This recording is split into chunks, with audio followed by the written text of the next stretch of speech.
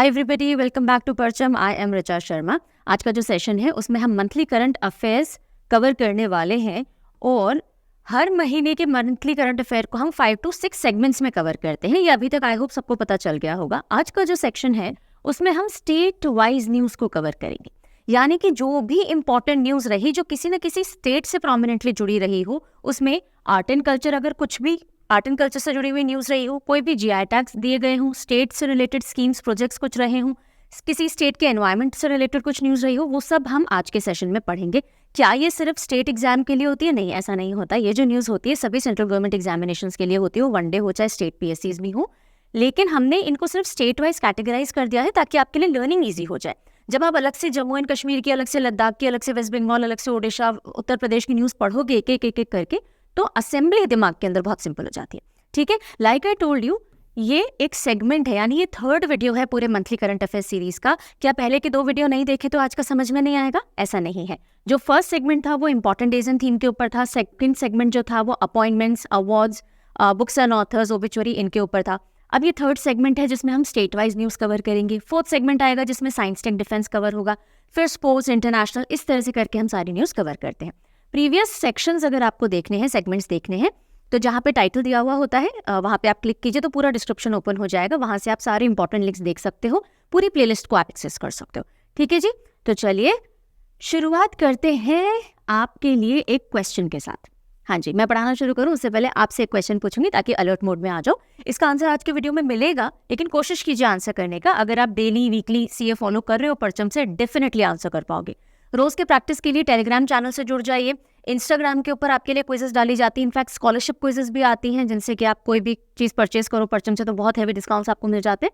चलो, सो बुरांश जूस, किसके बारे में ये क्वेश्चन? बुरांश juice obtained from red flowers of बुरांश tree is GI tagged from which state or UT? यानी कि बुरांश पेड़ के लाल फूलों से प्राप्त हुआ बुरांश जूस को किस राज्य या केंद्र शासित प्रदेश से जीआई टैग किया गया है?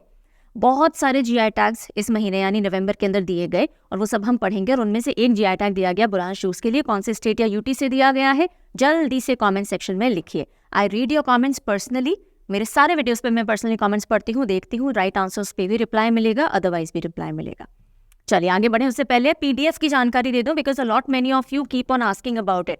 तो हम अलग अलग सेगमेंट जो मंथली करंट अफेयर के पढ़ते हैं उनका एक सिंगल कंसोलिडेटेड पीडीएफ होता है। हर महीने की 7th तक इंग्लिश का और हर महीने की 10th तक हिंदी का पीडीएफ आ जाता है, अवेलेबल हो जाता है parchamclasses.in वेबसाइट के ऊपर। ठीक है, मंथली बुकलेट समझ लीजिए या मैगजीन समझ लीजिए। लेकिन जब तक ये नहीं आता और हम जो भी सेगमेंट्स पढ़ रहे होते हैं उनके इंडिविजुअल पीडीएफ्स भी ऐड किए जाते हैं। और कहाँ ऐड किए जाते हैं? इन 2 जगह।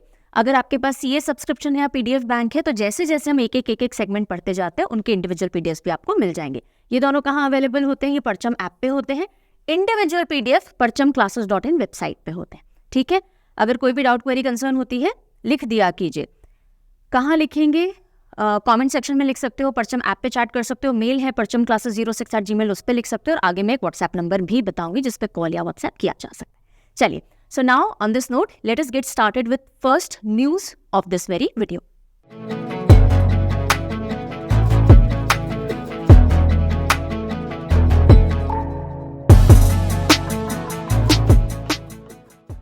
तो पहली न्यूज आ रही है लद्दाख से।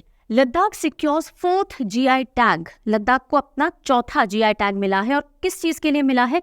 सी बकथॉर्न के लिए। सी बकथॉर्न, ये होते हैं सी बकथॉर्न, और ये हिमालयन रीजन में पाए जाते हैं। पर्टिकुलरली लद्दाख का जो सी बकथॉर्न है उसको जीआई टैग किया गया है। अब हमने बोला 4th जीआई टैग, तो पहले 3 जीआई टैग कौन से हैं? एक है पश्मीना वूल, दूसरा है लद्दाख का एप्रिकॉट, राक्से कार्पो जिसे बोलते हैं, और तीसरा है लद्दाखी वुड कार्विंग। उसके बाद में अब ये सी बकथॉर्न है जिसे लद्दाख से जीआई टैग किया गया है। ठीक है जी, ओके, आगे चलते हैं।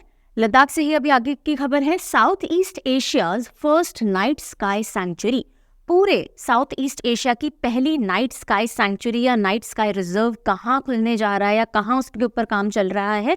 लद्दाख के अंदर चल रहा है। सो लद्दाख को मिलेगा साउथ ईस्ट एशिया का पहला नाइट स्काई सैंक्चुरी, और ये इंडियन इंस्टीट्यूट ऑफ एस्ट्रोफिजिक्स जो कि बेंगलुरु में है उसकी मदद से बनाया जा रहा है। लद्दाख में भी कहाँ? लद्दाख के अंदर एक चांगतांग वाइल्ड लाइफ सैंक्चुरी है। ठीक है, तो चांगतांग वाइल्ड लाइफ सैंक्चुरी जो कि हानले में है। कहाँ है? हानले के अंदर है। वहाँ पे ये डार्क स्काई रिजर्व बन रहा है। Night sky reserve, night sky sanctuary बोलिए या डार्क स्काई रिजर्व बोलिए, ये एक ही है and it is getting constructed या it is getting made. Dark sky reserve होता क्या है, यहाँ वहाँ पे लाइट पोल्यूशन नहीं होता। हम noise pollution, air pollution, water pollution सुनते हैं, ऐसे ये कॉन्सेप्ट होता है लाइट पोल्यूशन का। लाइट पोल्यूशन यानी आर्टिफिशियल लाइट इतनी सारी है कि हमें सेलेस्टियल बॉडीज नहीं दिख रही होती हैं, स्टार्स नहीं दिख रहे होते हैं, और रात को जो ऑर्गेनिजम्स होते हैं वो भी अपनी नाइट लाइफ प्रॉपर्ली जी नहीं पा रहे होते हैं। तो वहाँ पे लद्दाख वाला जो एरिया है, चांगथांग वाइल्ड लाइफ सैंक्चुरी में हानले का जो एरिया है, वहाँ इतना डार्क होता है कि आप इजीली नाइट स्काई को देख सकते हो। तो वहाँ पे बहुत तरह के टेलीस्कोप और एस्ट्रोनॉमिकल ऑब्जेक्ट्स लगाए गए हैं ताकि स्पेस को या उनकी सेलेस्टियल बॉडी को स्टडी किया जा सके, ऑब्जर्व किया जा सके। सो डार्क स्काई रिजर्व एक ऐसा एरिया है जहाँ पे मिनिमम या नो लाइट पोल्यूशन है, ठीक है, और ये इंडियन एस्ट्रोनॉमिकल ऑब्जर्वेटरी के बिल्कुल एडजेसेंट है। और ये जो इंडियन एस्ट्रोनॉमिकल ऑब्जर्वेटरी है ना, ये सेकेंड हाईएस्ट ऑप्टिकल टेलीस्कोप यहाँ पे दुनिया का रखा गया है। ऑप्टिकल टेलीस्कोप सेकेंड हाईएस्ट, सबसे ज़्यादा ऊंचाई के ऊपर, तो वो भी लद्दाख के अंदर है। अब जैसे ही हम बोलते हैं सेकेंड हाईएस्ट ये टेलीस्कोप यहाँ पे है, ऑप्टिकल टेलीस्कोप, तो हाईएस्ट कहाँ पर है? वर्ल्ड का हाईएस्ट एस्ट्रोनॉमिकल ऑब्जर्वेटरी जिससे हम एस्ट्रोनॉमिक मतलब स्पेस से रिलेटेड चीज़ें देख सकते हैं, वो university of Tokyo Atacama observatory के अंदर है। सो आप टोक्यो में सबसे हाईएस्ट ऑल्टीट्यूड वाला है, और इंडिया में लद्दाख के अंदर सेकेंड हाईएस्ट ऑल्टीट्यूड पे जो टेलीस्कोप है वो है एस्ट्रोनॉमिकल टेलीस्कोप। एंड यहीं पे डार्क स्काई रिजर्व भी खुलेगा, ठीक है जी। चलिए, अब लद्दाख के बाद आते हैं जम्मू एंड कश्मीर पे। तो saffron of Kishtwar district, Jammu and Kashmir की डिस्ट्रिक्ट है किश्तवाड़ डिस्ट्रिक्ट, और यहाँ का जो सैफरन है उसको जीआई टैग मिल गया है। कौन देता है GI tag? Geographical indications registry देती है। जीआई टैग का मतलब क्या होता है? जीआई टैग का मतलब, जिन बच्चों को नहीं पता मैं बता देती हूँ, अगर कोई भी ऐसा प्रोडक्ट होता है जो किसी पर्टिकुलर ज्योग्राफी में ही पाया जाता है, वहीं बनाया जाता है, तो उसको टैग दे दिया जाता है। एक तरह का सर्टिफिकेट होता है कि ये ऑथेंटिक प्रोडक्ट है, ठीक है। जैसे अगर हम बोले किश्तवाड़ का सैफरन, तो अगर आप कोई सैफरन पे किश्तवाड़ सैफरन लिखा हुआ देखोगे तो आपको समझ में आ जाएगा, हाँ भाई जीआई टैग वाला ये ओरिजिनल केसर है, कोई और इस नाम से किसी और केसर को नहीं बेच सकता, ठीक है। सो मोस्ट एक्सपेंसिव वेराइटी जो सैफरन की मानी जाती है, कुमकुम सैफरन मानी जाती है, और वो किश्तवाड़ के अंदर उगाया जाता है। और यहाँ पे किश्तवाड़ में जो सैफरन प्रोडक्शन का एरिया है ना, उसको क्या कहा जाता है? मंडल कहा जाता है। वैसे खास बात, पहली बार कश्मीर के बाहर भी इंडिया में कहीं सैफरन उगाया जा रहा है। बताना चाहेंगे आज की वीडियो में सिखाऊंगी, मैं बताऊंगी, लेकिन अगर आपको आता है तो लिखिए कि आउट ऑफ कश्मीर, यानी पहली बार इंडिया में कश्मीर से बाहर केसर की कहीं खेती की गई है, कहीं साउथ इंडिया में है, ये भी बता देती हूँ। पता है तो लिखिए। चलिए आगे बढ़ते हैं ज्ञानोदय एक्सप्रेस की तरफ। कौन सी एक्सप्रेस है? ज्ञानोदय एक्सप्रेस। सो कहाँ से फ्लैग ऑफ की गई, यानी कहाँ से इसको हरी झंडी दिखाई गई? जम्मू एंड कश्मीर से दिखाई गई। लेफ्टिनेंट गवर्नर मनोज सिन्हा जो है उन्होंने इसको कटरा से रवाना किया, रियासी डिस्ट्रिक्ट के अंदर। मेन काम क्या है इस ज्ञानोदय एक्सप्रेस का? जितनी भी गर्ल्स हैं जो कॉलेजेस यूनिवर्सिटीज़ में हैं, उनको इंडिया की अलग अलग इंपॉर्टेंट यूनिवर्सिटीज़ तक जोड़ने के लिए ये गाड़ी चलाई गई है, ट्रेन चलाई गई है, ताकि डायरेक्ट कनेक्टिविटी हो सके। मोर ओवर जो एजुकेशनल एक्सकर्जन्स होते हैं, ट्रिप्स होते हैं, जैसे इसरो ले जाना है, इंडियन नेवी के ऑफिसर्स वगैरह ले जाना है, तो उन तक भी इस ट्रेन की कनेक्टिविटी रहेगी। तो मेन एम है, कॉलेज ऑन व्हील्स भी इसको कहा गया है, देखो, ठीक है। तो बच्चियों को पर्टिकुलरली पढ़ने के लिए अलग अलग जगह जाना है, तो उनको रुकावट नहीं आए, इसके लिए ज्ञानोदय एक्सप्रेस रन की गई है। देन इंडियाज फर्स्ट एवर, कोई भी चीज फर्स्ट एवर है तो बहुत इंपॉर्टेंट हो जाएगी एग्जामिनेशन पर्सपेक्टिव से। India's first ever lavender farm is constructed in which state और यूटी? लैवेंडर पर्पल रेवोल्यूशन से रिलेटेड है, ठीक है। तो पर्पल रेवोल्यूशन के लिए कौन सा यूनियन टेरिटरी जाना जाता है? जम्मू एंड कश्मीर जाना जाता है। तो भाई लैवेंडर फार्म भी कहीं खोला जाएगा तो कहाँ खोला जाएगा? जम्मू एंड कश्मीर। तो लैवेंडर एक फूल होता है पर्पल कलर का, इंडिया का नेटिव नहीं है, यूरोप से लाया गया, अभी मैं बताऊंगी। सो भारत का पहला लैवेंडर फार्म कहाँ कंस्ट्रक्ट किया गया है? जम्मू एंड कश्मीर के अंदर, और उसमें भी काठुआ डिस्ट्रिक्ट के अंदर चल्ला विलेज है, वहाँ पे चालू किया गया है। Department of agriculture production and farmers welfare इसको ओन करता है। अब देखिए, लाइक आई टोल्ड यू कि जो लैवेंडर है ये हमारा नहीं है, ओरिजिनली इंडिजिनस नहीं है, ये यूरोप से लाया गया था, और इसको IIIM यानी कि Indian institute of integrated medicine लेकर के आया था भारत में। CSIR का अरोमा मिशन था 2018 में, उसके तहत। और अगर हम बोले पर्पल रेवोल्यूशन का जनक कौन सा डिस्ट्रिक्ट है या एरिया है, या कहाँ से पर्पल रेवोल्यूशन की शुरुआत होती है, तो डोडा बर्थ प्लेस माना जाता है इंडिया के पर्पल रेवोल्यूशन का। और पर्पल रेवोल्यूशन किससे जुड़ा हुआ है? लैवेंडर की खेती से। ठीक है, आगे बढ़े उससे पहले ये एक और इन्फॉर्मेशन है, देनी ज़रूरी होती है। सिर्फ ऐसा नहीं है कि हम एडवर्टीजमेंट कर रहे हैं, ऑफकोर्स एडवर्टीजमेंट भी कर रहे हैं, पर कर आप ही की भलाई के लिए रहे हैं। बिकॉज आप में से बहुत सारे बच्चे हमसे अलग अलग प्लेटफॉर्म पे इंडिविजुअली पूछते हैं, तो बेटर है मैं यहीं बता दूं कि yes we have one GA course. आप जो पूछते रहते हैं मैम कोई कोर्स है क्या जनरल अवेयरनेस का, डेफिनेटली है। History, geography, polity, economy, science, static, GK, इन सबको मिला करके पूरी जनरल अवेयरनेस का एक SSC का टारगेट 2024 बैच आपको मिल जाएगा परचम ऐप के ऊपर, जिसके अंदर ये सारे सब्जेक्ट इकट्ठे भी मिलेंगे, इंडिविजुअल भी मिल जाएंगे, अभी मैं बताऊंगी। और अगर आप कोड रिचा 15 यूज़ करोगे तो 15% इंस्टेंट ऑफ हो जाएगा। ऐसा नहीं है 15% ही मिलेगा, आप अप टू 33% ऑफ ले सकते हो, उससे ज़्यादा भी कई बार मिल जाता है। उसके लिए आप जितने भी सोशल हैंडल्स हैं उनसे जुड़िए, या फिर एक हेल्पलाइन नंबर मैं आपको बताती हूँ, ये रहा, इसके ऊपर व्हाट्सएप या कॉल कर लीजिए, you will get all the information. So ये जो कोर्स है इंडिविजुअल भी अवेलेबल है, ये कुछ एग्जाम्पल्स हैं, बाकी कोर्सेज भी हैं और पूरा कंप्लीट भी आपको मिल जाएगा।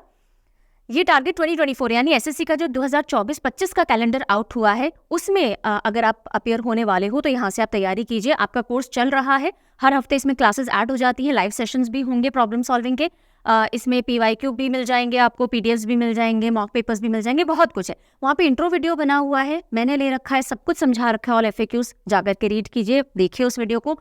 फ्री लेक्चर्स बहुत सारे डले हुए हैं, हर एक लेक्चर देखिए ताकि आप लेना चाह रहे हैं या नहीं लेना चाह रहे हैं उसका इन्फॉर्म डिसीजन ले सके। वहाँ पे आपको एक पूरा टाइम टेबल जैसा भी मिलेगा कि कौन कौन सी क्लास कब कब अपलोड की जाएगी। ठीक है, ये पूरा सिलेबस जाकर के खत्म होगा अप्रैल तक और तभी से आपके मेजर एग्जामिनेशन स्टार्ट होंगे। So please read everything carefully before purchasing, या फिर कॉन्टैक्ट कर लीजिएगा डिफिकल्टी आए तो। ठीक है, चलिए। देन लद्दाख और जम्मू कश्मीर हो गए, अब हम आते हैं उत्तराखंड की तरफ। तो जो भी बहुत इंपॉर्टेंट न्यूज़ है एग्जामिनेशन पर्सपेक्टिव की वही इंक्लूड की जा रही है।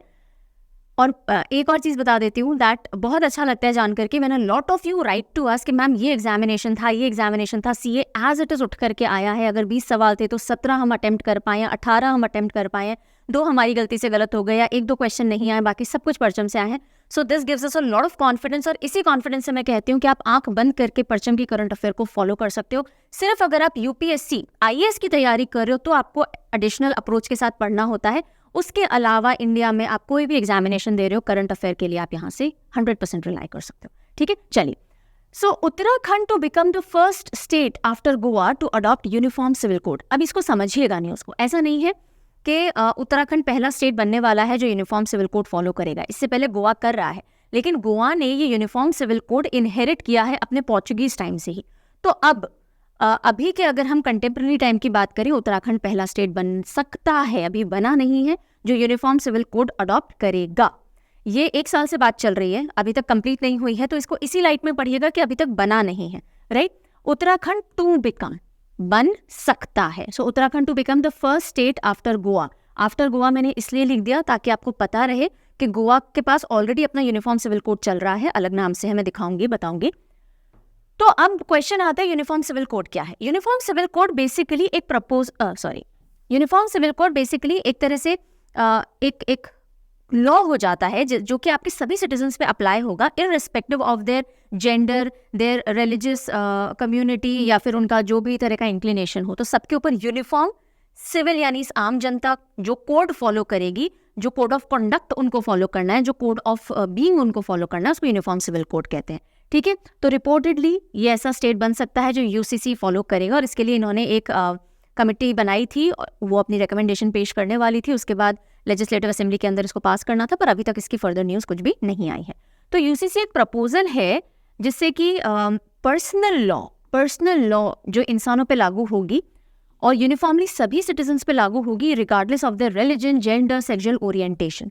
ठीक है, कोड ये जो यूनिफॉर्म सिविल कोड है कौन से आर्टिकल के तहत आता है, तो आर्टिकल 44 ऑफ द कॉन्स्टिट्यूशन, जो directive principles of state policy को कवर करते हैं, जो कि कानून नहीं है पर तरीका बताता है कि जीना किस तरह से चाहिए if you are a citizen of Indian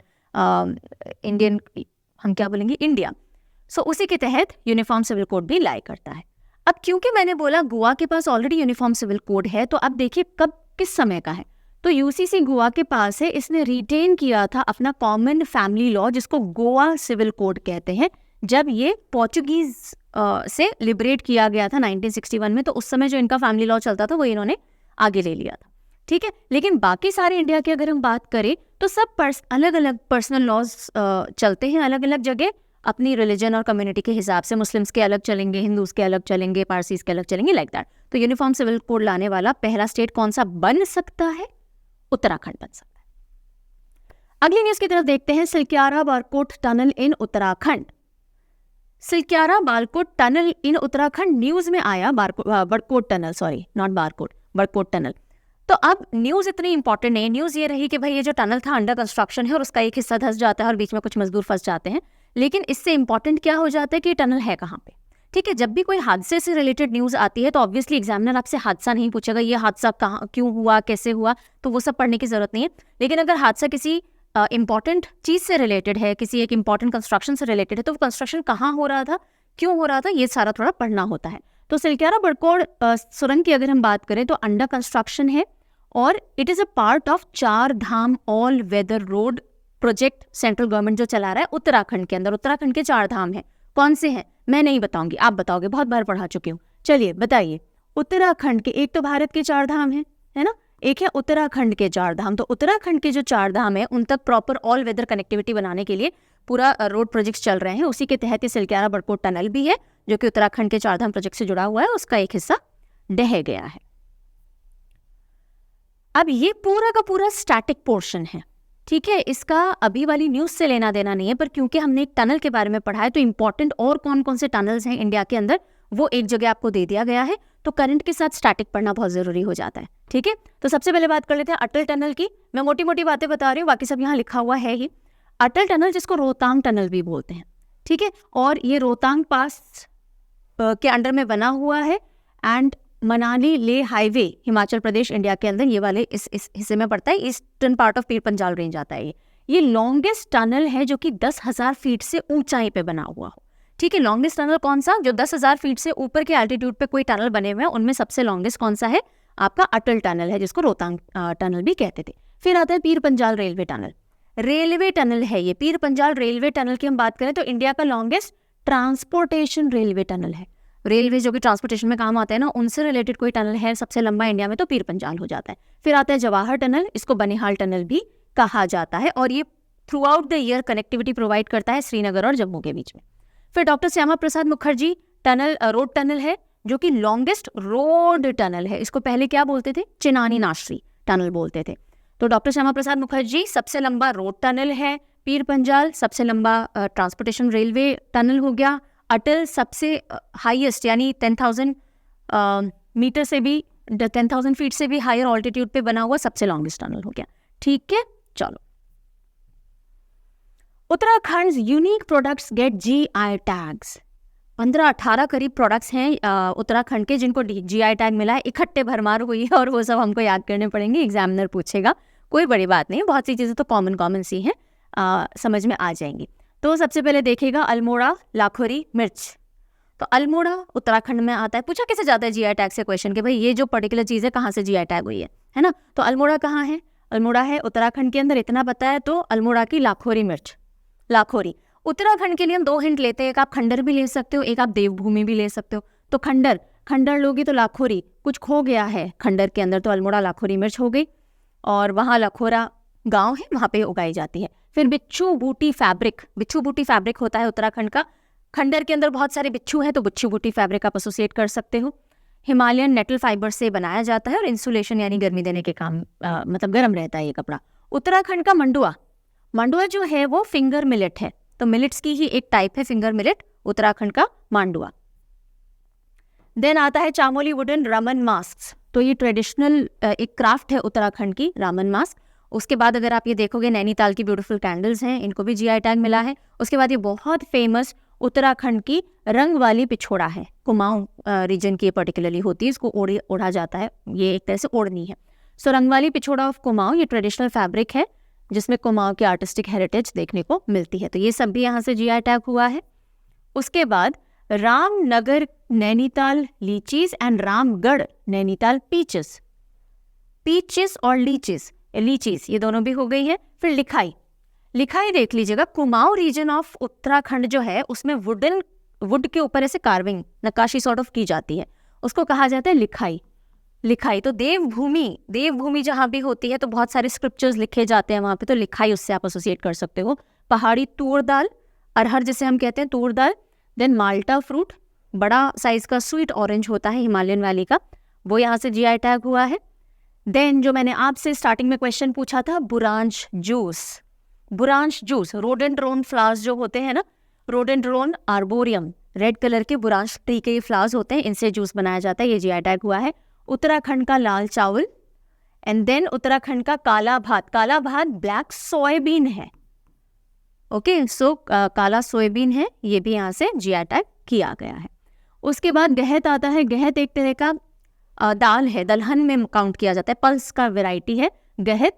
then झंगोरा भी एक तरह का मिलेट है जो कि इस एरिया में पाया जाता है। देन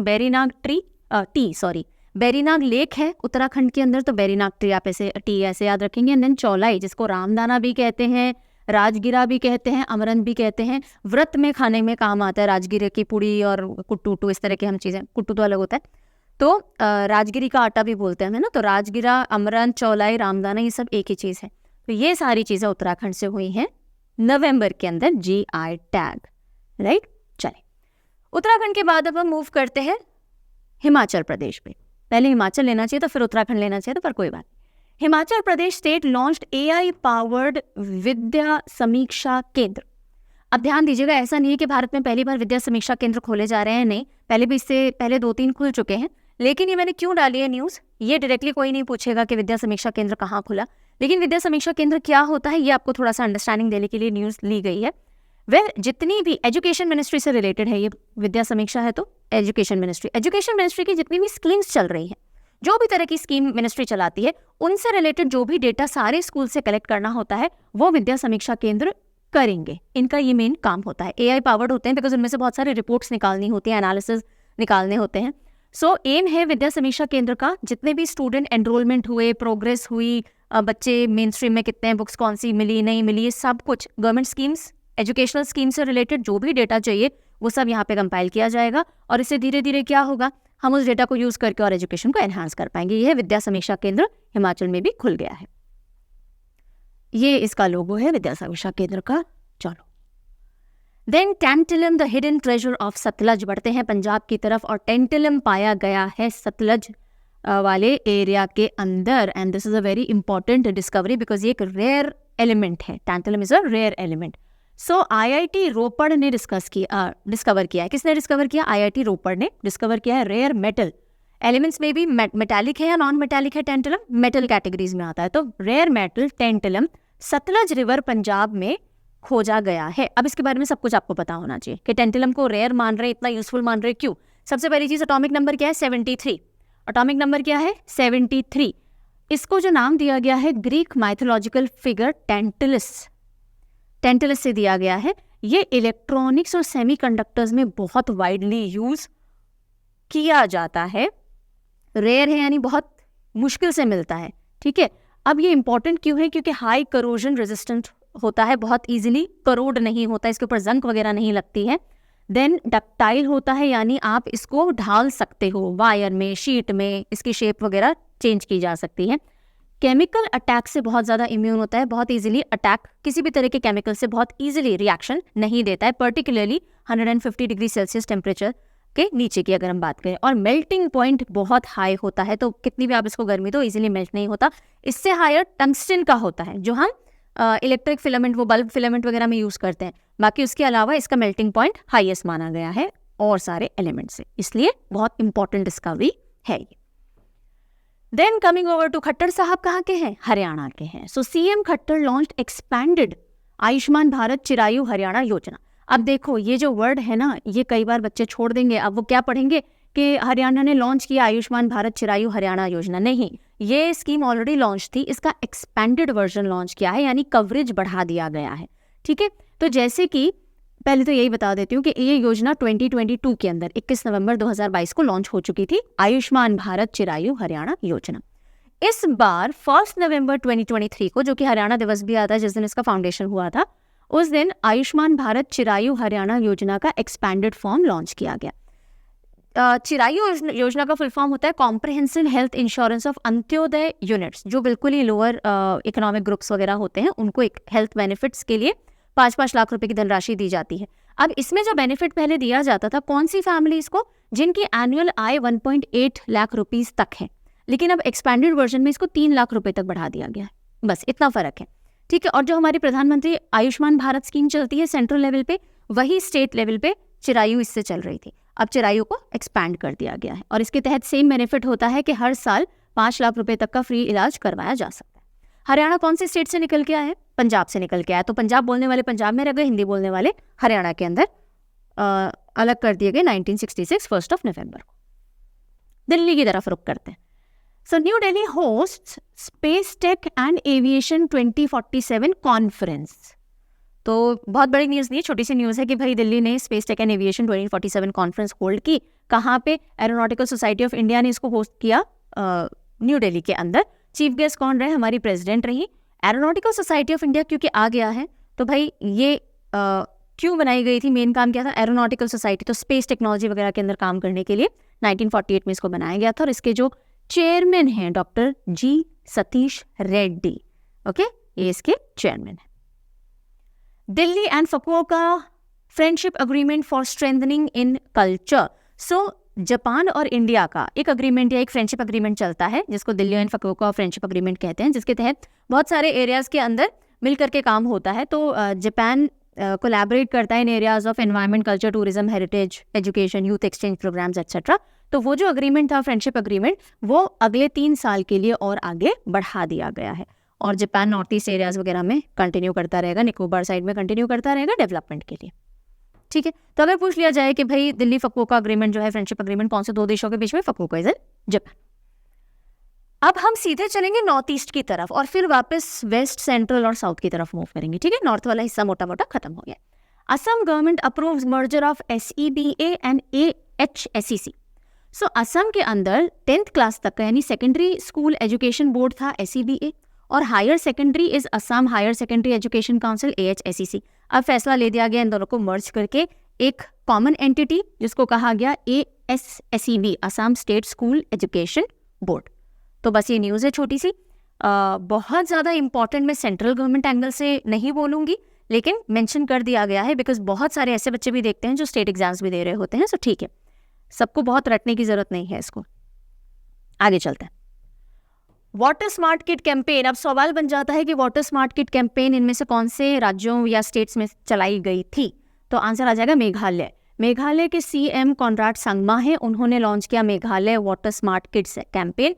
और जल जीवन मिशन जो है, जल जीवन मिशन जो 2019 में लॉन्च किया गया था मिनिस्ट्री ऑफ जल शक्ति के द्वारा, पानी बचाओ और पानी को इफेक्टिव यूटिलाइजेशन के लिए, उसी के तहत बच्चों के अंदर स्मार्ट वाटर मैनेजमेंट के लिए ये कैंपेन चलाई गई है। देन रास महोत्सव इन माजुली। अब देखिए जितने भी कल्चरल फेस्टिवल्स होते हैं, जितने भी त्योहार होंगे, मेले होंगे, ये सब इंपॉर्टेंट हो जाते हैं आर्ट एंड कल्चर पर्सपेक्टिव और वो सब आपको स्टेट वाइज न्यूज़ के अंदर देखने को मिलेंगे। तो सबसे पहले माजुली आइलैंड है जो कि लार्जेस्ट इनहेबिटेड रिवराइन आइलैंड है, ब्रह्मपुत्रा नदी के ऊपर असम के अंदर बनता है ये। इनहेबिटेड यानी जिस पे लोग रह रहे हों, रिवराइन यानी किसी रिवर पे बनने वाला, आइलैंड यानी क्या बोलेंगे इसको? टापू नहीं, आइलैंड को क्या बोलते हैं? द्वीप, द्वीप, ठीक है। सो रास महोत्सव, रास महोत्सव कहाँ हुआ? रास यूपी साइड में खेला जाता है ना ज़्यादा, लेकिन ये जो रास महोत्सव है ये माजुली के अंदर हुआ। जो कृष्ण रास होता है वो रास लीला जिसे हम कहते हैं वो यूपी साइड में होती है। रास महोत्सव माजुली के अंदर किया गया। असम का माजुली जो कि वर्ल्ड का लार्जेस्ट इनहेबिटेड रिवर आइलैंड है और यहाँ पे माजुली के अंदर नियो वैष्णविज्म देखने को मिलता है, जिसमें वैष्णवाइट मोनास्ट्रीज जिनको 17 कहा जाता है ये बहुत सारी पाई जाती हैं, ओके। और लोकल्स लोग इस समय भावना, एक ट्रेडिशनल फॉर्म ऑफ ड्रामा है, वो परफॉर्म करते हैं। भावना बोलते हैं ना जैसे हम, उसी से देखिएगा भावना। सो व्हाट इज भावना? या कौन से स्टेट से जुड़ा हुआ है? असम से जुड़ा हुआ है। न्यू वैष्णवाइट कल्चर का एक फॉर्म ऑफ ड्रामा है जो परफॉर्म किया जाता है, जिसमें जो कैरेक्टर्स होते हैं माइथोलॉजिकल, जो हमारे पुराण वुराण के कैरेक्टर्स बनते हैं और उसके बाद वो पूरा एक्ट आउट करते हैं। देन नॉर्थ ईस्ट में इतना ही था। अब हम आ जाते हैं यूपी, बिहार, झारखंड, छत्तीसगढ़, वेस्ट बंगाल और ये सब होते हुए गुजरात, राजस्थान और फर्दर साउथ चलेंगे। So Ayodhya sets Guinness record, Guinness world record बनाने के पीछे पड़े हुए हैं बहुत सारे लोग। तो अब अयोध्या का नंबर आ गया। क्यों आ गया? बहुत सारे दीप प्रज्वलित किए गए सो 22 लाख से भी ज़्यादा दिए इल्यूमिनेट किए गए सरयू नदी के किनारे, और इसके लिए बैंक ये जो रिकॉर्ड है बनाया गया। छोटी सी न्यूज़ है, ज़्यादा दिमाग नहीं लगाना है। आ जाओ। पीएम मोदी अटेंडेड ब्रज रज उत्सव और मथुरा। तो रास महोत्सव जो हमने देखा वो माजुली का था, यहाँ पे ब्रज रज उत्सव है और कहाँ हुआ है? ये मथुरा के अंदर हुआ है। ब्रज रज उत्सव 14 दिन का पूरा ये प्रोग्राम होता है और मीराबाई जी की जो बर्थ एनिवर्सरी होती है, मीराबाई उत्सव, सेंट मीराबाई उत्सव, वो भी इसके दौरान मना लिया जाता है। सो अब यहाँ पे ये पॉइंट भी देख लीजिएगा कि ब्रज रज उत्सव पहली चीज कहाँ हुआ? मथुरा, यूपी के अंदर हुआ। उसी के दौरान संत मीराबाई उत्सव भी मनाया गया। तो संत मीराबाई उत्सव कहाँ मनाया गया? ब्रज रज उत्सव में ही मथुरा के अंदर बनाया गया। और इस बार इनकी 525 नंबर की बर्थ एनिवर्सरी थी। मीराबाई जी के बारे में अगर हम बताएं तो इनका जन्म माना जाता है 1448 के अंदर हुआ था, राठौड़ रतन सिंह ऑफ जोधपुर, और इनकी शादी इनकी इच्छा के विरुद्ध करवा दी गई थी कुंवर भोजराज मेवाड़ के जो प्रिंस थे उनसे, पर ये कृष्णा की डिवोटी थी और इसलिए इन्होंने अपना जीवन उन्हीं को समर्पित कर दिया। Then Uttar Pradesh government has banned labelling halal on edibles, जैसे कि डेयरी प्रोडक्ट्स हो गए, पेपरमिंट हो गई, शुगर, बेकरी आइटम्स एक्सेट्रा हो गए। तो यूपी गवर्नमेंट न्यूज़ में आती है, क्यों? क्योंकि हलाल सर्टिफिकेशन दिया जाता है इस्लामिक लॉज के हिसाब से कि भाई इसमें जो भी चीज़ें डाली गई हैं खाने की चीज़ें वो हराम नहीं है, यानी वर्जित नहीं है एज पर इस्लामिक लॉ। तो लेकिन अब यूपी गवर्नमेंट ने बैन कर दिया है कि हम हलाल सर्टिफिकेशन किसी भी फूड आइटम के ऊपर नहीं लगाया जाएगा। हलाल सर्टिफिकेशन FSSAI नहीं देती। FSSAI यूजुअली ईटेबल्स को सर्टिफिकेशन देती है उनकी क्वालिटी वगैरह को देखते हुए, लेकिन हलाल सर्टिफिकेशन अलग ऑर्गेनाइजेशंस होती हैं जो कि इस्लामिक ऑर्गेनाइजेशंस होती हैं, वो देती हैं। अब इसके ऊपर काफ़ी टाइम से विरोध चल रहा था कि भाई ये नहीं होना चाहिए, क्यों दिया जाना चाहिए अलग से। पहले कुछ लिमिटेड चीज़ों पे दिया जाता था, फिर उनको बढ़ाते बढ़ाते और चीज़ों पे देने लग गए, और अब यूपी गवर्नमेंट ने बिल्कुल बैन कर दिया है इसको। तो हलाल सर्टिफिकेशन होता क्या है? लाइक आई टोल्ड यू, ये गारंटी है। सर्टिफिकेशन मतलब गारंटी कि जो प्रोडक्ट बने हैं ये इस्लामिक लॉ के हिसाब से है और अनअडल्टर्ड है, यानी इनके अंदर कुछ भी ऐसी मिक्सिंग या अडल्ट्रेशन नहीं किया गया है जो कि हराम माना जाता हो। तो अरबिक टर्म है हलाल, जिसका मतलब होता है परमिसिबल, अलाउड, और हराम एक टर्म है जिसका मतलब होता है फॉरबिडन, वर्जित, नहीं होना चाहिए ये। तो हलाल सर्टिफिकेट सबसे पहले 1974 के अंदर इंट्रोड्यूस किया गया था और 1993 तक ये सिर्फ मीट प्रोडक्ट्स पे दिया जाता था। ठीक है कि मीट प्रोडक्ट किस तरह से बना है, हलाल तरीके से बना है, हराम तरीके से बना है, लेकिन फिर धीरे धीरे इसको एक्सटेंड करते हुए फूड आइटम, कॉस्मेटिक्स, इन सब पे भी दिया जाने लगा। यूपी गवर्नमेंट ने इसको बैन कर दिया। आगे चलते हैं। UP CM launches hot cooked meal scheme in anganwadi centres. जो मिड डे मील सिस्टम चलता है ना, मिड डे मील सिस्टम कहाँ से चालू होता है? प्राइमरी से शुरू होता है, फर्स्ट क्लास से शुरू होता है, राइट। अब यूपी गवर्नमेंट ने हॉट कुक्ड मील स्कीम जो है वो आंगनवाड़ी सेंटर्स पे भी लॉन्च कर दी है। तो है तो वही चीज़, but it is just that कि एज 3 to 6 जो होता है आंगनवाड़ी वाला, जिसको हम नर्सरी, LKG, UKG, HKG बोलते हैं ना, वो वाला जो टाइम होता है, उस पर भी अप्लाई कर दिया है। मिड डे मील्स के तहत ही यहाँ पे भी गर्मा गर्म भोजन दिया जाएगा। ठीक है, अब क्योंकि मिड डे मील स्कीम की बात आ गई तो ये स्टैटिक पोर्शन हो जाएगा बहुत बहुत इम्पॉर्टेंट, आवश्यक। तो देखते हैं मिड डे मील स्कीम की शुरुआत कब हुई थी? 15 अगस्त 1995 में हुई थी, लेकिन तब इसको मिड डे मील स्कीम नहीं कहते थे। तब इसको क्या कहते थे? तब इसको national programme of nutritional support to primary education, NPNSPE कहा जाता था, राइट। इसका नामकरण कब हुआ? 2007 अक्टूबर के अंदर हुआ। National programme of mid day meal in schools या मिड डे मील स्कीम, ये नाम हो गया। और इसके अंदर क्लास 1 to 8 को गर्मा गर्म भोजन परोसा जाता है। ओके, चलिए। India's first telecom centre of excellence, India's first telecom centre of excellence कहाँ खुलने जा रहा है, कहाँ ओपन होगा? तो उत्तर प्रदेश CM योगी जो है, चीफ मिनिस्टर योगी आदित्यनाथ, उन्होंने अप्रूवल दे दिया है कि हाँ जी, चालू किया जाएगा, बनाया जाएगा पहला telecom centre of excellence Bharat का। कहाँ? सहारनपुर कैंपस, IIT रुड़की जो है वहाँ पे बनाया जाएगा, सहारनपुर कैंपस के अंदर। और इसका जो फाउंडेशन स्टोन है वो दिसंबर के अंदर ले डाउन किया जाना था। ये जो टेलीकॉम सेंटर ऑफ एक्सीलेंस है, 5G 6G के ऊपर काम करेंगे, 5G में AI को इनकॉर्पोरेट करने की कोशिश करेंगे, ये सारा R&D यहाँ से होगा। ऑलराइट, इसमें बढ़े उससे पहले एक छोटा सा डाउट आता है बच्चों का, क्योंकि मुझे अब याद आ रहा है, वरना मैं शुरू में आपको बता देती कि मैम CA की तैयारी कैसे करें, डेली, वीकली पढ़ें या मंथली पढ़ें, किससे काम चल जाएगा? तो मैं हमेशा बोलती हूँ, देखिए ये पूरे पैकेज के तौर पे होता है। अगर आपको रोज़ आप आधे से पौन घंटा यानी 30 to 45 मिनट CA को देने लग जाओगे, आपको एग्जाम से पहले बैठ करके CA तैयार नहीं करनी पड़ेगी, बिकॉज CA एनीवेज 15-20 दिन का काम नहीं होता है, लॉन्ग टर्म तैयारी होती है सीए की। लेकिन ऐसा भी नहीं है कि पूरे पूरे दिन बैठ करके सीए पढ़नी है, नहीं, न्यूज़पेपर पढ़ोगे तो आपको फिल्टरिंग समझ नहीं आएगी, इसलिए बेटर होता है डेली सीए देखो जो पूजा मैम लेते हैं। वीकली सीए के अंदर आपका रिवीजन होता है प्लस एमसीक्यू प्रैक्टिसेस होती हैं जो जानवी मैम लेते हैं। उसके बाद अगर आप मंथली देख लेते हो, यहाँ आपको कैटेगरी वाइज कंपाइल मिल जाता है, फटाफट हम कर लेते हैं। कई चीज़ों में हम निमोनिक्स लगा लेते हैं, तो जो कोर फैक्ट्स हैं वो आपको याद भी होने में हेल्प हो जाती है। तो ये आपका क्विक रिविजन भी हो सकता है। जो बच्चे लेकिन, तो ये तो तरीका है, अगर आप तीनों फॉलो करोगे दैट विल बी बेस्ट। जो बच्चे लेकिन वर्किंग हैं या they are house wifes, they are mothers, वो साथ में इतना टाइम नहीं दे सकती है रोज की रोज, तो आप सिर्फ मंथली करोगे तो भी काम चल जाएगा। लेकिन बस you will have to do a little more practice, 1-2 revisions आपको फिर मंथली के लगाने पड़ेंगे अगर आप डेली वीकली फॉलो नहीं कर रहे हो। बाकी कंटेंट आपको यहाँ पे पूरा मिल जाएगा। टेलीग्राम की क्विजेस अटेम्प्ट करते रहा करो, फिर 6 मंथली कंपाइलेशन हम आपके लिए ले आते हैं, एनुअल ईयर बुक वगैरह हम ले आते हैं, तो करंट अफेयर आप एक जगह से with a little bit persistence complete कर सकते हो। ठीक है, चलो आ जाते हैं। सो विकास भी विरासत भी, एक और फ्लोटिंग सीएनजी स्टेशन का उद्घाटन। वाराणसी के अंदर पहला सीएनजी फ्लोटिंग स्टेशन था ही। कहाँ पर था भाई? नमो घाट पे। अब एक और जो सीएनजी स्टेशन है वाराणसी के अंदर, कौन से घाट पे इस बार इनॉग्रेट किया गया है? रविदास घाट वाराणसी के अंदर। तो Hardeep Singh Puri launches cities second floating CNG station इन वाराणसी। और ये दोनों ही जो फ्लोटिंग स्टेशंस हैं ये गेल इंडिया लिमिटेड ने बनाए हैं, और हमने अवार्ड्स जब पढ़े थे तो हमने देखा था इसके लिए इनको अवार्ड भी दिया गया है।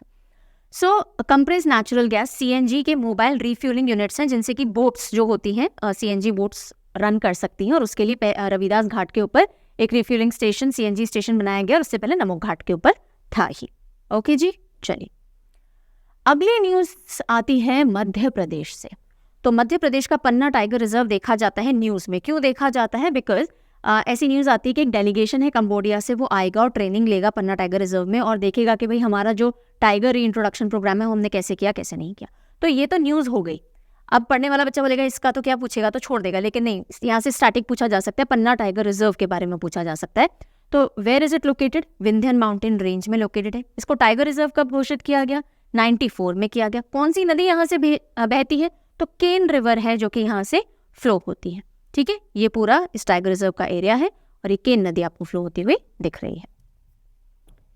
Alright, then Madhya Pradesh India largest tiger reserve to be set up in Damoh. एक न्यूज आती है जिसके हिसाब से भारत का जो सबसे बड़ा टाइगर रिजर्व है वो दामोह में सेटअप किया जा सकता है, हो सकता है, क्योंकि इसका अप्रूवल सेंट्रल गवर्नमेंट से तो मिल गया है। ओके, अब ये सबसे लार्जेस्ट होगा नहीं होगा ये हम तब टिप्पणी करेंगे जब ये बन करके आ जाएगा और इसकी सारी डिटेल्स आ जाएंगी। अभी के लिए कहा जा रहा है, बट सिंस जब तक ये बनता नहीं है तब तक बहुत ज्यादा किसी भी चीज को पुख्ता तौर से नहीं बोला जा सकता। ये हमेशा गांठ बांध लीजिएगा, यानी हमेशा इस पॉइंट का ध्यान रखिएगा कि जब तक कोई चीज एक्चुअल एग्जिस्टेंस में नहीं आ जाती तब तक आप उसके एक्चुअल फैक्ट्स नहीं पता कर सकते हो। तो जो न्यूज है वो आपके सामने रख दी गई है, बट ये सबसे लार्जेस्ट होगा नहीं होगा, कितने एरिया बनता है नहीं बनता है उस समय आपको बताया जाएगा। सो सेंट्रल गवर्नमेंट ने अप्रूव किया है एक प्रपोजल 2 वाइल्ड लाइफ सैंक्चुरीज को मर्ज करने का। ठीक है, तो कौन सी 2 वाइल्ड लाइफ सैंक्चुरीज है जिनको मर्ज करके दामोह के अंदर टाइगर रिजर्व बनेगा? पहली है Nauradehi wild life sanctuary, Madhya Pradesh के अंदर ही है, सेंट्रल एमपी के अंदर पड़ती है, सागर, दामोह, नरसिंहपुर, रायसेन डिस्ट्रिक्ट्स को कवर करती है। सारे बच्चों को डिस्ट्रिक्ट याद करने की जरूरत है नहीं, मध्य प्रदेश वालों को यस। और इसके साथ में Rani Durgavati wild life sanctuary जो कि दामोह डिस्ट्रिक्ट में पड़ती है। तो इन दोनों सैंक्चुरीज का कॉम्बिनेशन होगा और फिर एक टाइगर रिजर्व दामोह के अंदर आएगा, और दामोह में अभी 16 टाइगर्स हैं। बढ़ते हैं जी बिहार की तरफ। एक बहुत ही कंट्रोवर्शियल डिसीजन बिहार की सरकार ने लिया, कैबिनेट ने लिया, और उसके ऊपर PIL यानी पब्लिक इंटरेस्ट लिटिगेशन भी पहुंच चुका है कोर्ट के अंदर कि ऐसा नहीं होना चाहिए था। तो देखते हैं क्या खबर है। बिहार रिजर्वेशन बिल पास हुआ, और उसी के साथ बिहार ने क्रॉस कर लिया सुप्रीम कोर्ट का जो लिमिट होता है ऑफ रेजिंग कोटा टू 75%। 50% की लिमिट होती है कि आप टोटल आरक्षण या जो कोटा कर सकते हो रिजर्वेशन वगैरह का वो 50% कर सकते हो, लेकिन बिहार में 75% पहुंच गया है। तो ये क्यों हुआ, किसके चलते हुआ? तो अभी हाल ही में जो कास्ट सर्वे किया था बिहार ने, उसमें देखा गया कि भाई हमारे यहाँ पे जो बैकवर्ड क्लासेस हो गए या वेरी बैकवर्ड क्लासेस हो गए उनका नंबर बहुत ज्यादा है, और इसलिए आरक्षण बढ़ना चाहिए, और इसके चलते आरक्षण बढ़ा दिया गया, और इस पर मच गया हंगामा। तो लेजिस्लेचर का अप्रूवल मिल गया बिहार रिजर्वेशन बिल को। कैबिनेट ने अप्रूव कर दिया एक proposal to raise the states reservation economically weaker section को 10% जाता ही है, उसी के साथ backward classes, severely backward classes, OBC वगैरह सब मिला के 75% आरक्षण पहुंच गया। ठीक है, और प्रोविजन कितना होता है? 50% कोटा होता है स्टेट का, जिसमें अलग अलग फर्दर कोटा दे रखे हैं, डिटेल में अभी जाने की जरूरत आपको नहीं है, सब बच्चों को, बिहार वाले बच्चे पढ़ सकते हैं। तो according to first set of caste survey findings, Bihar ने जो कास्ट सर्वे करवाया उसके हिसाब से टोटल 64% स्टेट की जो पॉपुलेशन है वो backward classes and extremely backward classes में लाई करती है, और इसलिए इन्होंने इस बेसिस के ऊपर रिजर्वेशन बढ़ा दिया। तो पीआईएल बोलती है कि भाई पॉपुलेशन के आधार पे तो रिजर्वेशन की बात कभी भी नहीं की गई है, तो ये नहीं होना चाहिए था। अब देखेंगे आगे क्या नतीजा निकलता है। Special category status to Bihar, SCS status to Bihar की मांग सामने लाई गई है बिहार की तरफ से। तो बिहार कैबिनेट ने एक रेजोल्यूशन पास किया है जिसके तहत वो सीक कर रहे हैं, यानी मांग रहे हैं बिहार के लिए स्पेशल कैटेगरी स्टेटस। अब स्पेशल कैटेगरी स्टेटस क्या होता है, क्यों मांगा जा रहा है, क्यों? क्योंकि इसके कोई ना कोई बेनिफिट होते होंगे। तो क्या बेनिफिट होते हैं, किस किस स्टेट को या एरिया को मिल रखा है SCS का दर्जा, ये सब हम देख लेते हैं। तो बिहार का जो कास्ट बेस्ड सर्वे था 2022 का, लाइक आई टोल्ड यू, उसमें क्या तथ्य सामने आता है कि 1/3 ऑफ बिहार की पॉपुलेशन जो है वो पॉवर्टी लाइन के नीचे है, यानी गरीबी रेखा के नीचे जी रही है। तो ऐसे में बिहार का कैबिनेट बोलता है कि भाई हमें सेंटर से मदद चाहिए हमारे स्टेट में जो भी डेवलपमेंट कार्य होंगे उनके अंदर, क्योंकि स्टेट का ही प्रावधान होता है कि भाई अगर आप कोई किसी भी तरह का ज्योग्राफिकल या सोशो इकोनॉमिक डिसएडवांटेज फेस कर रहे हो, यानी आपकी सोशल या इकोनॉमिक डिसएडवांटेज है आपके स्टेट में बहुत ज़्यादा, या ज्योग्राफिकल डिसएडवांटेज है, तो सेंटर आपकी मदद करता है विकास कार्यों के अंदर या उनसे उबरने के लिए। लेकिन यही पे मैं बता दूं कि स्पेशल कैटेगरी स्टेटस जो है उसका प्रावधान कॉन्स्टिट्यूशन में नहीं है।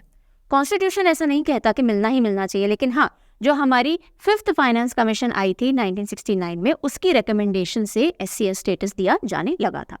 तो आज की हम बात अगर करें तो ये जितने भी ऑरेंज एरियाज आपको दिख रहे हैं, ऑल्सो दिस तेलंगाना, ठीक है, तो इनको स्टेटस स्पेशल कैटेगरी स्टेट्स का दर्जा दिया हुआ है। जैसे कि जम्मू एंड कश्मीर को उस समय दिया गया था, देन हिमाचल प्रदेश, उत्तराखंड, सिक्किम, ये नॉर्थ ईस्ट वाले आपको सारे दिख जाएंगे, 7 सिस्टर स्टेट्स ये सब, और फिर तेलंगाना जब आंध्र प्रदेश से अलग हुआ था तो भी उसको स्पेशल कैटेगरी स्टेट का दर्जा दिया गया था।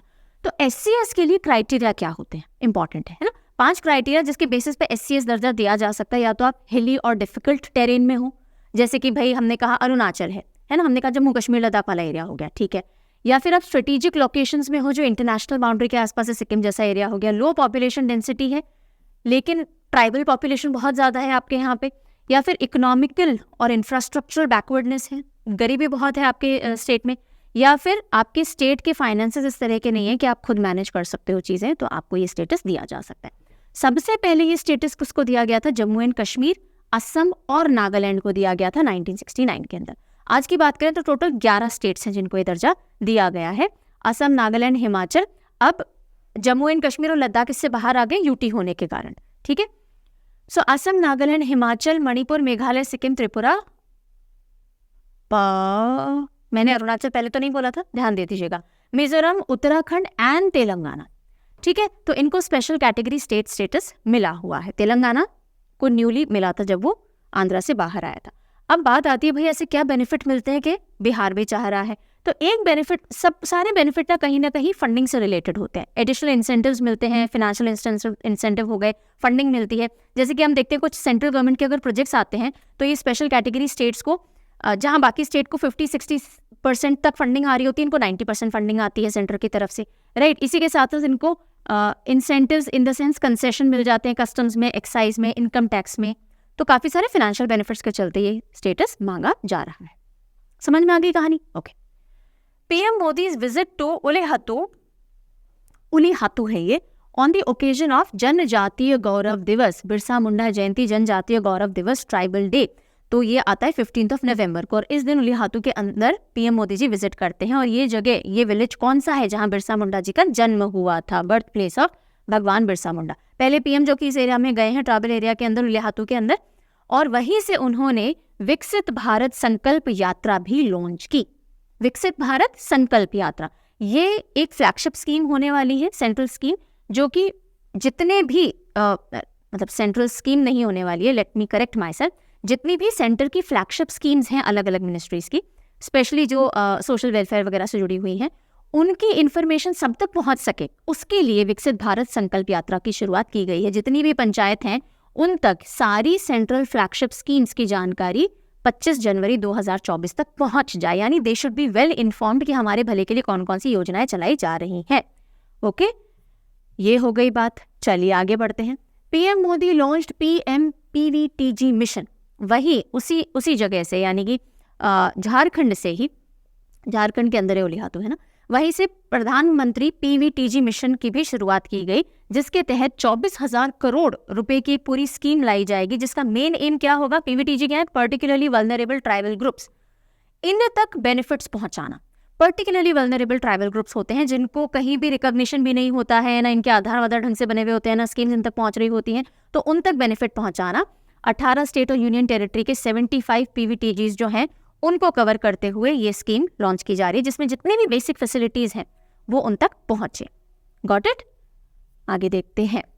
सो इसी के साथ साथ पीएम किसान योजना जो है, जिसमें जितने भी किसान हैं उन तक उनके खाते में डायरेक्टली हर साल 6,000 रुपये जाते हैं, 3 इंस्टॉलमेंट में 2,000 रुपये करके। तो उसकी 15वीं इंस्टॉलमेंट यानी 15th इंस्टॉलमेंट भी रिलीज की गई, जिसमें टोटल 18,000 करोड़ रुपए सारे किसानों को मिला करके बांटे गए हैं। तो लाइक आई टोल्ड यू, 6,000 रुपये पर साल पर ईयर किसानों के खाते में डाले जाते हैं 3 इक्वल इंस्टॉलमेंट्स में। और ये जो पीएम किसान योजना है 2019 फरवरी के अंदर लॉन्च की गई थी। फिर हम आते हैं अबुआ बीर दिशोम अभियान। अबुआ बीर दिशोम अभियान ये कहाँ से रिलेटेड है? झारखंड गवर्नमेंट का ही है। अब देखिए, झारखंड के अंदर फॉरेस्ट एरिया है काफ़ी सारा, वहाँ पे बहुत सारे लोग रहते भी हैं, लेकिन उनको उनके लैंड राइट्स वगैरह नहीं मिल पाते हैं, तो वो प्रॉपर्ली कह नहीं सकते कि ज़मीन हमारी है, भाई फॉरेस्ट डिपार्टमेंट की है, तो फॉरेस्ट एक्ट के अंडर में आ जाती है। तो उनको लीज पे, कि भाई जब तक कुछ सालों का, काफ़ी सारे सालों का लीज के हिसाब से उनको लैंड राइट्स फॉरेस्ट एक्ट के तहत, फॉरेस्ट राइट्स एक्ट के तहत land rights in terms of lease, पट्टा जो हम बोलते हैं ना, वो दिलवाने के लिए अबुआ बीर दिशोम अभियान झारखंड सरकार ने चलाया to distribute land title certificates in accordance with forest right act. तो फॉरेस्ट राइट एक्ट 2006 है, जिसके तहत जो भी शेड्यूल ट्राइब्स और जातियां जनजातियां वहाँ रह रही हैं, फॉरेस्ट वाले एरिया में ही रह रही होती हैं, वहाँ के सारी चीज़ों का रख रखाव कर रही हैं रादर वो, है ना, तो उनको rights to self cultivation and habitation मिलना चाहिए, उसके लिए पट्टे वगैरह से रिलेटेड सर्टिफिकेट वितरित किए गए। अब हम आते हैं Odisha, Jagannathpuri heritage corridor project. Jagannathpuri heritage corridor project जो है अब बन करके लॉन्च किए जाने की बात चल रही है कि भाई बहुत जल्दी, यानी कि 17 जनवरी 2024 को डेडिकेट कर दिया जाएगा डिवोटीज को, यानी बन करके तैयार हो जाएगा। तो इसका मेन एम क्या है? जो पिलग्रिमेज टाउन है पुरी का, जगन्नाथपुरी, उसको इंटरनेशनल इंपॉर्टेंस की हेरिटेज साइट में कन्वर्ट करना, ये इस पूरे प्रोजेक्ट का एम था। तो आसपास जो भी एरिया है, मंदिर के आसपास परिसर एरिया और आसपास जो भी हैं, उनको बहुत अच्छे से डेवलप करना, उसके लिए पत्थर आए, स्पेशली पूरा कंस्ट्रक्शन का काम चला है, वो लॉन्च किए जाने वाला है। तो जगन्नाथपुरी इंडिया के 4 धाम में से एक है और इसका डेवलपमेंट होना है। और आदि शंकराचार्य जो थे, उन्होंने 4 धाम का कॉन्सेप्ट या 4 धाम बताए थे, जिसके अंदर पुरी, द्वारका और बद्रीनाथ ये वैष्णव यानी विष्णु को डिवोटेड धाम है, और एक जो रामेश्वरम है वो शैवाइट है, यानी शंकर को डिवोटेड धाम माना जाता है। ये 4 धाम है भारत के। Then Dharmendra Pradhan inaugurated the Odisha research centre. Odisha research centre है जहाँ पे ओडिशा से रिलेटेड, उड़िया भाषा से रिलेटेड जो भी और काम किए जा सकते हैं यूथ के लिए, वो सारा R&D यहाँ से किया जाएगा। और इसका इनॉग्रेशन किसने किया? धर्मेंद्र प्रधान जी ने किया, along with governor of Chhattisgarh Biswabhusan Harichandan and governor of Odisha Raghubar Das. ठीक है, और ये कहाँ हुआ? भुवनेश्वर के अंदर हुआ। Then president Murmu attends Boita Bandana ceremony in Paradip Odisha. Boita Bandana कहाँ से, कौन से स्टेट से रिलेटेड एक सेरेमनी है? तो ये ओडिशा से रिलेटेड है। जो नाव होती हैं, बोयता इज नाव और बंदना इज पूजा करना, तो नावों की पूजा की जाती है, बिकॉज ये एक कल्चरल हेरिटेज मान लीजिए आपके ओडिशा का। जो एंशिएंट मैरिटाइम एक्टिविटीज़ थे, यहाँ से बोट्स जाती थी, साउथ ईस्ट एशियन कंट्रीज़ के साथ में व्यापार और वो सब होता था, तो उस समय उनकी सेफ्टी के लिए पूजा करके भेजा जाता था, और वही कॉन्सेप्ट अभी भी चला आ रहा है। तो पारादीप पोर्ट पे बोयता बंदना सेरेमनी हुई, जिसमें हमारी प्रेसिडेंट साहिबा ने भी पार्टिसिपेशन दिया अपना। और तो क्या है इसमें, पारादीप पोर्ट की क्योंकि बात आई है, तो पारादीप पोर्ट को port of operational excellence award भी हाल ही में दिया गया था ग्लोबल मैरिटाइम इंडिया समिट 2023 में। ठीक है जी, तो बोयता बंदना याद रहेगा। चलिए, Odisha government launches scheme Ama bank, हमारा bank, okay, Ama bank to promote banking services to panchayat level. जिन भी पंचायत लेवल में बैंक ही नहीं है वहाँ तक भी बैंकिंग सर्विसेज पहुँचाने के लिए आमा बैंक योजना लॉन्च कर दी गई है। पहले कंसेप्चुलाइज की गई थी, बन रही थी, अब लॉन्च कर दी गई है। तो इसमें बैंकिंग सर्विसेज सभी विलेजेस में जिनके पास एक सिंगल बैंक भी नहीं है वहाँ तक पहुँचाने के लिए है।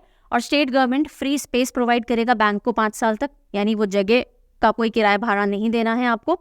और छोटे छोटे इफेक्टिव बैंक्स होंगे। अब देखिए 6 पब्लिक सेक्टर बैंक हैं जिनसे शुरुआत की जाएगी। 500 करोड़ का बजट है। रेंट फ्री बैंकिंग स्पेस दी जाएगी 5 साल के लिए। फिक्स कॉस्ट और रेकरिंग एक्सपेंसेस जो हैं 3 साल के वो भी एडजस्ट किए जाएंगे। और फाइनेंशियल इंक्लूजन वगैरह करने के लिए स्कीम को लाया गया है। आइकॉनिक थ्रोन रूम, बढ़ जाते हैं हम वेस्ट बंगाल की तरफ। ब्रिटिश टाइम का एक थ्रोन रूम है। थ्रोन किसे कहते हैं?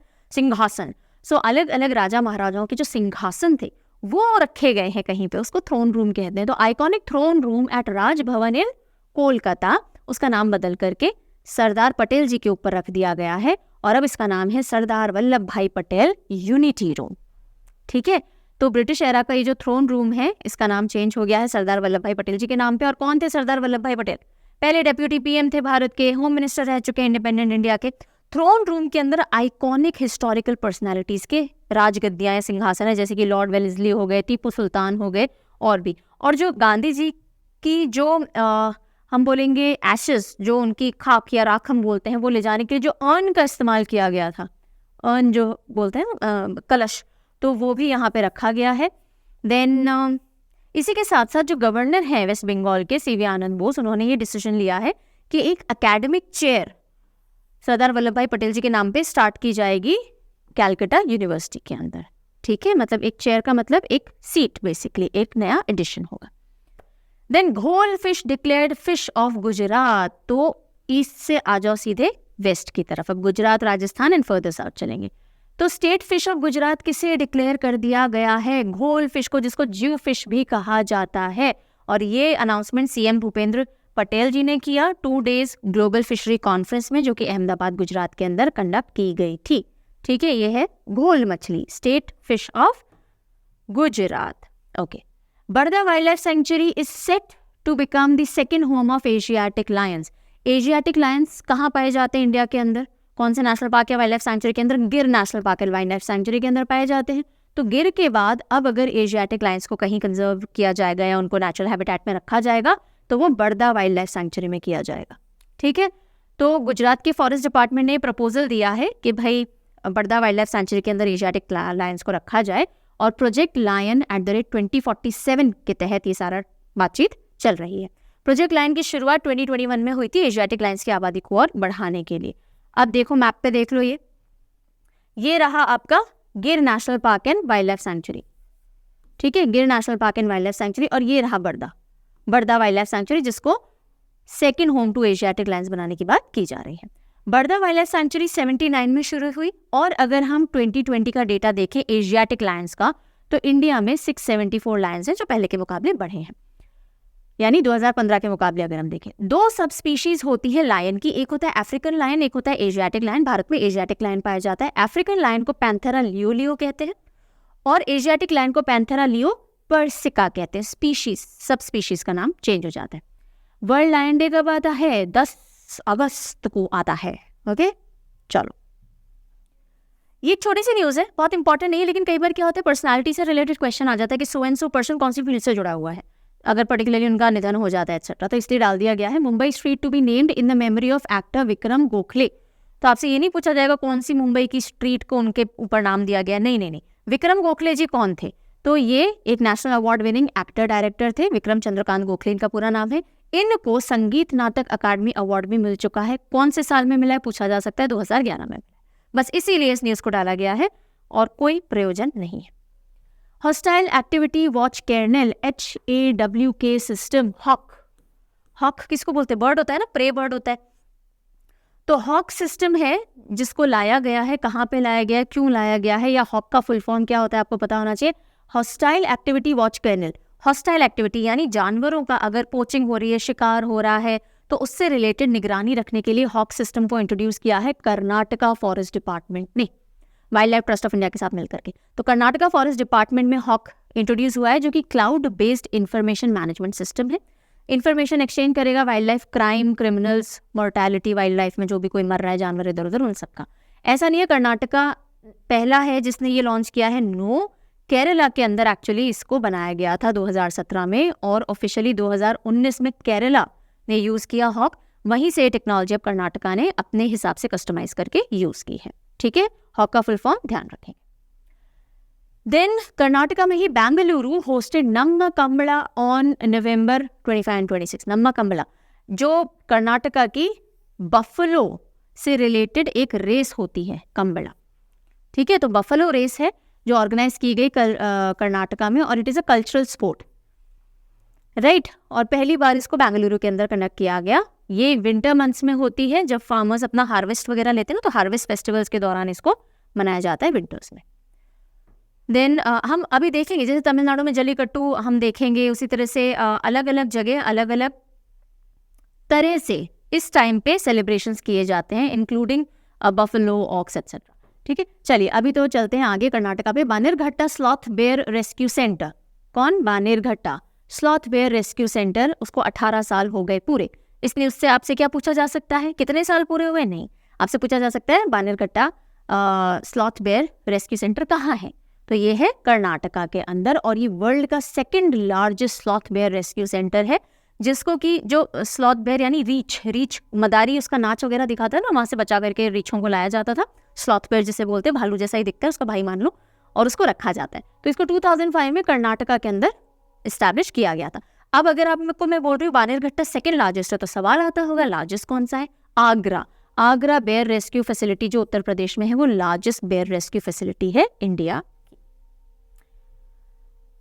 कृष्णवेणी संगीत नीरजनम प्रीक्वेल इवेंट। अब देखो, कृष्णवेणी संगीत नीरजनम, ये एक अपने आप में बड़ा इवेंट होने वाला है क्लासिकल म्यूजिक को लेकर के। अभी उसका प्रीक्वेल, सीक्वेल यानी उसका अगला, प्रीक्वेल यानी उसका पहला, ठीक है। तो उसका पहला एक तरह से ट्रायल मान लीजिए, वो कंडक्ट करवाया गया। तो वो कहाँ पर हुआ? ये विजयवाड़ा के अंदर कंडक्ट करवाया गया।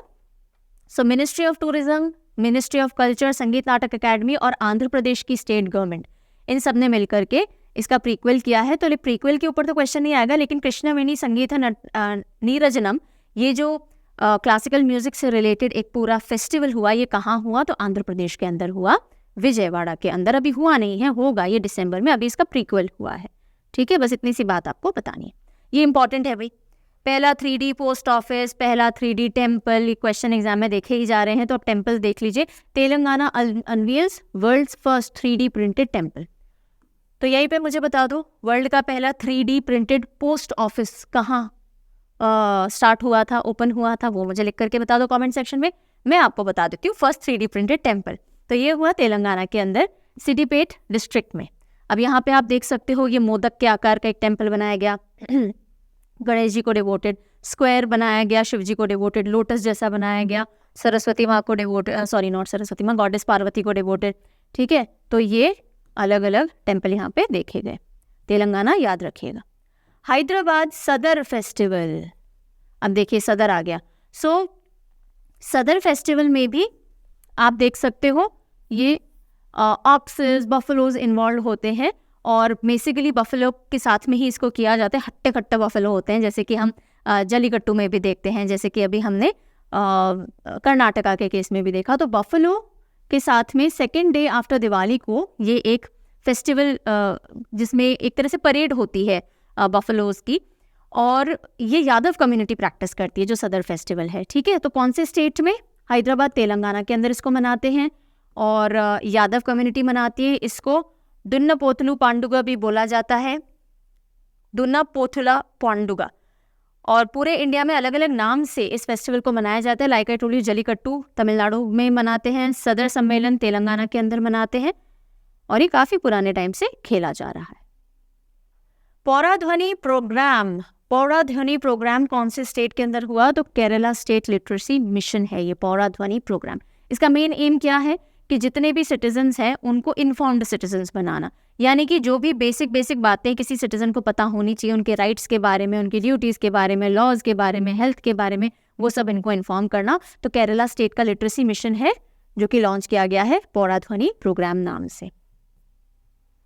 Kerala's responsible tourism mission in global list, तो एक बहुत बड़ा अचीवमेंट केरला के रिस्पॉन्सिबल टूरिज्म मिशन ने अचीव किया है।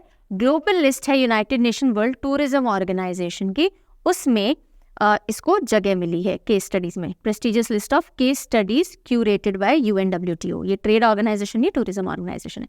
तो इंडिया से दो चीज़ों को इसमें शामिल किया गया, एक महाराष्ट्र का तड़ोबा अंधेरी टाइगर रिजर्व जो है प्रोजेक्ट उसको, और दूसरा केरला के रिस्पॉन्सिबल टूरिज्म मिशन को UNWTO की लिस्ट ऑफ केस स्टडीज़ में।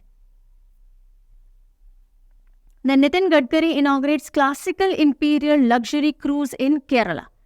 केरला में केरला का सबसे बड़ा luxury cruise classic imperial launch किया गया कोची के अंदर। And like I told you, largest luxury vessel cruise है जो कि केरला में शुरू किया गया है। Then Arignar Anna zoological park, जिसे वांडलूर जू भी बोलते हैं, उन्होंने रिसीव किया है pair of Himalayan black bear jumbo zoo से। जूलॉजिकल पार्क जू ही होता है, चिड़ियाघर होता है, जाम्बो जू जम्मू एंड कश्मीर से। तो JNK का जो जाम्बू जू है वहाँ से जो ब्लैक बेयर है वो भेजे गए हैं अरिग्नार अन्ना जू, तमिलनाडु के अंदर, ये तमिलनाडु के अंदर है, राइट। तो वांडलूर जू जो कि इंडिया का लार्जेस्ट एंड ओल्डेस्ट जू है, इसीलिए न्यूज़ पर्टिकुलरली मैंने डाली है आपके लिए, और उनको मिले हैं पेयर ऑफ ब्लैक बेयर, और ये क्या देंगे, pair of royal Bengal tigers Jambu zoo को, ठीक है। तो जम्बू जू को पहली बार टाइगर मिलेंगे और यहाँ पे ब्लैक बेयर आए हैं। और सबसे बड़ा और सबसे पुराना जू कौन सा है इंडिया का? वांडलूर जू है, वांडलूर, राइट। ओके, सो जो भी डिटेल डिस्कशन वाली न्यूज़ थी वो हमने पढ़ ली है, पर ऐसा नहीं है कि ये इंपॉर्टेंट नहीं है, ये वन लाइनर न्यूज़ है, पर वन लाइनर में से क्वेश्चन आ सकते हैं, कई बार आते हैं, तो इनको फटाफट देख लेते हैं। इसमें लंबे डिस्कशन का कुछ नहीं, इसलिए हमने इसको शॉर्ट न्यूज़ कैटेगरी में डाला है। Kashmir saffron has been cultivated in Kerala village Kanthalloor for first time. मैंने आपको बोला था ना, कश्मीर के बाहर भी केसर की खेती हो रही है, कांथलूर विलेज केरला के अंदर हो रही है। हॉर्नबिल फेस्टिवल कहाँ मनाया जाता है? तो नागालैंड का पॉपुलर फेस्टिवल है, 10 दिन ये मनाया जाता है किसामा नागालैंड के अंदर, तो इसकी डेट्स अनाउंस हो गई हैं। नागालैंड असेंबली ने यूनानिमसली पास कर दिया है एक बिल जिससे कि 33% सीट्स विमेन की रिजर्व हो जाएंगी अर्बन लोकल बॉडीज के अंदर। Then Uttarakhand MBBS courses Hindi में देगा, और ये दूसरा स्टेट बन गया आफ्टर मध्य प्रदेश जो कि MBBS के कोर्स हिंदी में देगा। कर्नाटका हेल्थ डिपार्टमेंट ने लॉन्च किया है डॉक्टर पुनीत राजकुमार हृदय ज्योति योजना, जो हार्ट पेशेंट्स वगैरह होते हैं उनको बेनिफिट करने के लिए। आंध्र प्रदेश कैबिनेट ने नोट कर दिया है कास्ट सर्वे, तो भाई आंध्र प्रदेश ने भी बोला हम भी कास्ट सर्वे करेंगे, पहले राजस्थान ने भी बोला था। Statue of Chhatrapati Shivaji Maharaj install की गई है इंडिया पाकिस्तान LOC बॉर्डर वाले एरिया पे, कुपवाड़ा डिस्ट्रिक्ट के अंदर, जम्मू एंड कश्मीर में, ठीक है, सो बॉर्डर एरिया के पास में। दूसरा आगे चलो भाई, उत्तर प्रदेश गवर्नमेंट ने डिसाइड किया है कि वो एक बहुत बड़ा काऊ सर्वे करेंगे या सेंसस करेंगे, जिससे नंबर ऑफ काउस का पता लग सके और आगे उससे प्लान किया जा सके। यूपी गवर्नमेंट ने ही लॉन्च कर दिया है every right for every child campaign, ताकि हर बच्चे को उसके सारे अधिकार मिल सके और इक्वल मात्रा में उनको पता चल सके, मिल सके।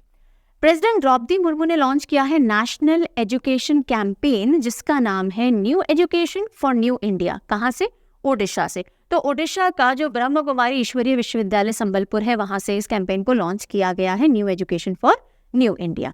देन दिल्ली एयरपोर्ट है, उसने लॉन्च किया है sunflower programme for invisible disability, ऐसी डिसेबिलिटीज जो दिखती नहीं है, ठीक है। तो इनविजिबल डिसेबिलिटीज के लिए सनफ्लावर प्रोग्राम किसने चालू किया है? दिल्ली एयरपोर्ट ने।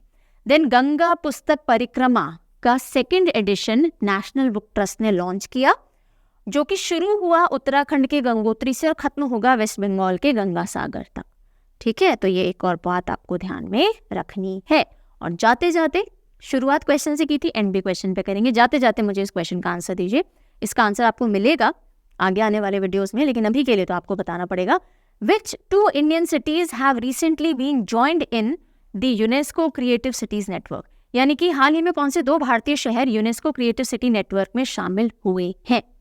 तो एक इंडिया के लिए बड़ा अचीवमेंट रहा था, तो ये 2 शहरों के नाम आपको, सिटीज के नाम आपको बताने हैं। आई रियली होप जो भी कुछ पढ़ा हमने समझ में आ गया होगा, प्रॉपर कैटेगराइजेशन आपको समझ में आ गए होंगे, इंडिविजुअल PDF आपके सब्सक्रिप्शंस में PDF बैंक में ऐड हो गए होंगे। पूरा मंथली CA का PDF चाहिए तो आपको parchamclasses.in पे जाना पड़ेगा, लेकिन वो 7th को अपलोड होगा, 7th ऑफ एवरी मंथ को होता है, तो तब तक रुकना पड़ेगा।